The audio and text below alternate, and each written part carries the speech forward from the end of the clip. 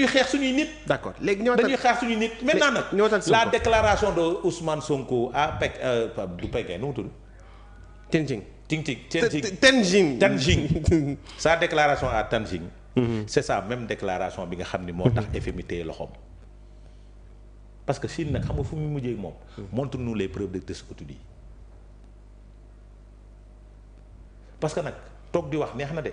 mais da doon rassuré nag Adama. loolu du rassuré nga naan kii nii. loolu du rassuré. mais les explications que Ousmane la Chine a investi beaucoup de milliards ici. mais tey explication yi Ousmane Sonko joxe foofu Adama na nga ko xeeb. lu tax joxe ko devant la dafa doo tax joxe ko devant FMI. est-ce que moom la joxe FMI. déedéet FMI dañ ko ne wax ñu où sont les preuves ni ngay wax te Chine fa lay mujjee ak ñun. Chine a injecté beaucoup de milliards dans ce pays-là. Énormément de sous dans ce pays-là.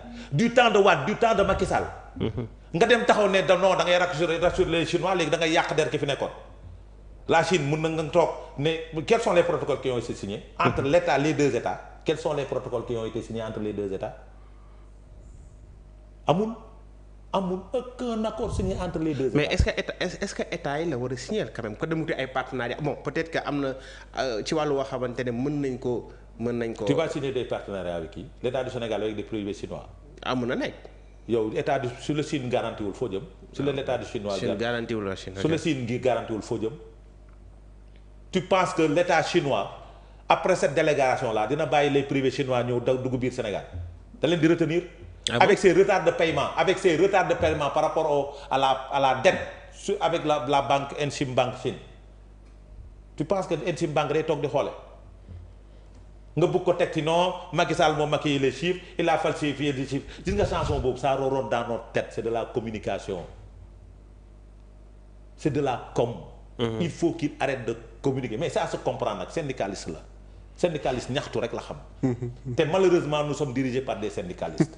loolu la ñu xam ba ñu nekkee agent de la fonction publique au niveau des impôts et domaines syndicalisme rek lañ fa nekkee woon. syndicaliste kaas la mën kaas la xam kaas ñaxtu. quand tu es un premier ministre d'une république da ngay bàyyi ñaxtu bi trouver des solutions nga fa war a nekkee. mais trouver solution moo ko yóbbu Chine nag Adama doom ñëw fii naan man ay dëgg trouver solution moo ko yóbbu Chine. ban trouver solution. trouver solution tax na nga dem Chine tax na nga saaga États-Unis. mais fu ma saaga États-Unis. j'ai dit dem Chine tax na nga saaga États-Unis. fu ma saaga États-Unis. demoo Chine de. demuloo Chine. le gouvernement chinois ne t'a pas accueilli. soyez sérieux. kon fu mu dem xamul. fu mu dem mooy fi nu mu tudd bii am Kaolack. Adama. non bi am Kaolack nu mu tudd. bii sëriñ boobu di organiser. Fika. foofu la dem. Genzo kon Fika mooy Fika. Genzo xam nga lu fa xew. non commerçant là fa la ñuy jëndee marchandise. chinois yi nekk fii ci allée Centenaire bi fa lañ dëkk matériel fa lañ koy defar.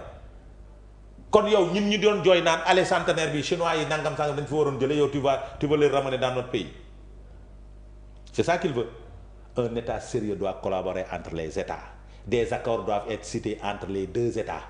man foofu laay xamee lu solide. parce que les projets financés par l'État chinois au Sénégal c'est entre les États. waaw wala déet.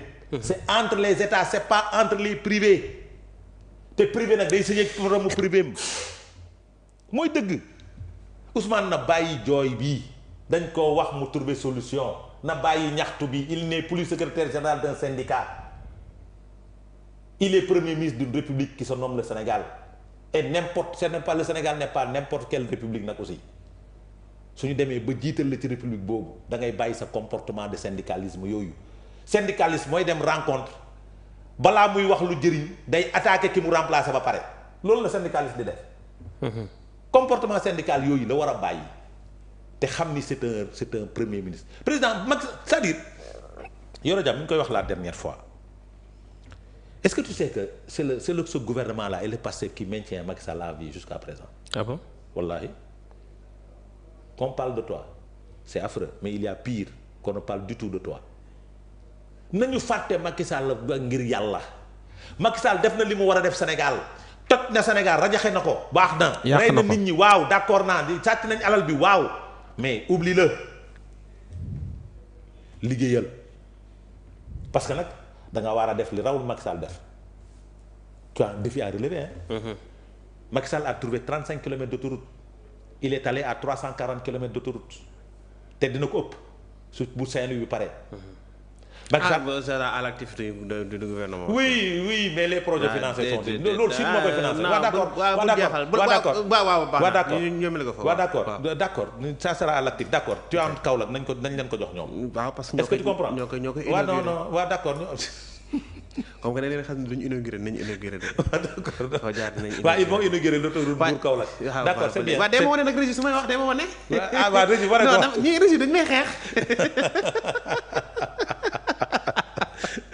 waaw d'accord c'est bien qu'il puisse réaliser il puisse inaugurer une réalisation de Macky Sall. c'est une très bonne chose. réalisation la. non waaw déglu rek parce que nag le financement de l'autoroute. mais comme li fi Macky Sall defoon rek. moom Macky Sall Ablaye Wade liggéey ñëpp moo koy inauguré. non Macky Sall moom aéroport ba rek la. ah déet non nangu non dama ne. Adama loolu taxawal loolu moom du ma ko nangu ma nekk soo la ko waxee la parce que da nga koy Macky Sall 2 ans wala 3 ans say premier mandat yëpp lépp lu mu inauguré c'était le travail de Ablaye Wade mu àkki moo ko nangul ma nangu. Macky Sall a commencé ses chantiers à partir de. nangul ma nangu rek. Macky Sall a commencé waaw nangul ma nangu. soo nangul kon diñ ko ne débat bi. waaw d'accord dama la koy continuer mais dama ne.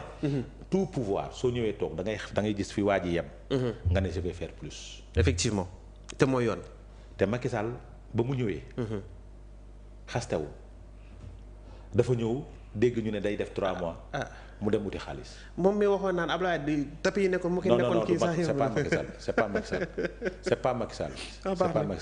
C'était Aminata Tall. baax na on passe. baax na on passe. Macky Sall toogul naan. on passe Ablaye Wade day def dara ci suuf. Adama damay arrêté émission bi de on passe. waaw léegi maintenant beneen biir waxal. continuer. du dëgg. continuer waaw man li ma bëgg. mooy ñu fekk fii Sénégal.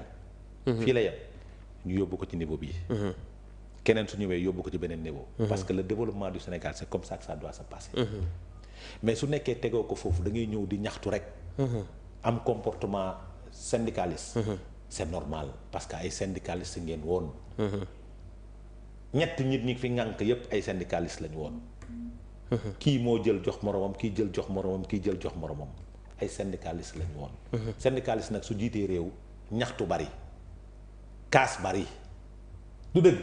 beneen mbir juuti tàggkatu suuf jaaykatu suuf ak daggkatu juuti suñ juutee réew problème foncier bari ci réew mi fay juuti bari ci réew mi c'est comme ça que ça se passe jàmbaar.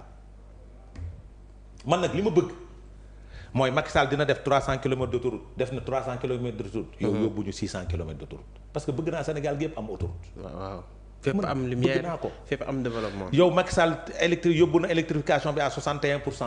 yóbbu ko à 100%. man loolu laa bëgg. Macky Sall yóbbu na mbirum ndox mi à 80%. yóbbu ko 80%. l'assainissement mi ngi toll ci 35%. yóbbu ko 70%. est-ce que tu comprends. man loolu laa bëgg. te loolu pour def ko àndul ak wax ju bari. xam nga lu mu ànd liggéey ak ubbeeku. ma jox la exemple. quand Macky Sall est arrivé au pouvoir. ci première année yi dafa ànd ak waa APR rek ak certains membres de la société civile. Il y avait des blocages voilà il y avait eu des tâtonnements voilà après il s'est ouvert il est allé prendre d'autres personnes il est allé prendre d'autres cadres pour jox leen ay ndombo tànk. waaw wala déet après les élections locales de 2014. ci la ñoom Mame Boye Diao ñëw ci la ñeneen ak ñeneen ñëw pour jàpp ci métier liggéey bi pour doxal réew mi. Qu'est-ce qui les empêche de faire la même chose parce que y a de ces cadres là qui sont là qui peuvent développer ce pays et accompagner ce pouvoir là. mais soo fi nekkee nag di leen traiter de tous les noms di leen tam dëmm nga jàpp ni dinañ ànd ak yow. d'accord jàpp ma ko moo tax ma ne la Jérôme man Sénégal bi ma bëgg. mooy Sénégal boo xamante ni Ila Touba bii day àgg Fuuta. est-ce que tu comprends. te damaa bëgg ñoom ñu def ko. Sénégal bi ma bëgg damaa bëgg Sénoba. Ziguinchor nekk autoroute. te damaa bëgg ñoom ñu def ko. d'accord. parce que damaa bëgg Kaolack bi autoroute bi bañ a yem foofu dem ba Nioro dem ba Kër Ayib. nga xam ne soo traversé da ngay tegawaat ci autoroute damaa bëgg ñoom ñu def ko. damaa dugg la corde du Blouf bi ñoom ñu réaliser ko. damaa bëgg la route. Ngaay Mexe Pekes Cilmaxa ñu defar ko. merci. damaa bëgg loolu. damaa bëgg ñu électrifier les zones rurales. dama ko bëgg. d'accord. mais pour ñu def ko. nañu bàyyi xaste bi. ak d'accord ñaxtu bi. merci maa ngi nuyu gars yi ñuy seetaan parce que je vois beaucoup de commentaires moo tax aw moon jotu lire commentaire bi léegi dernier point bi Adama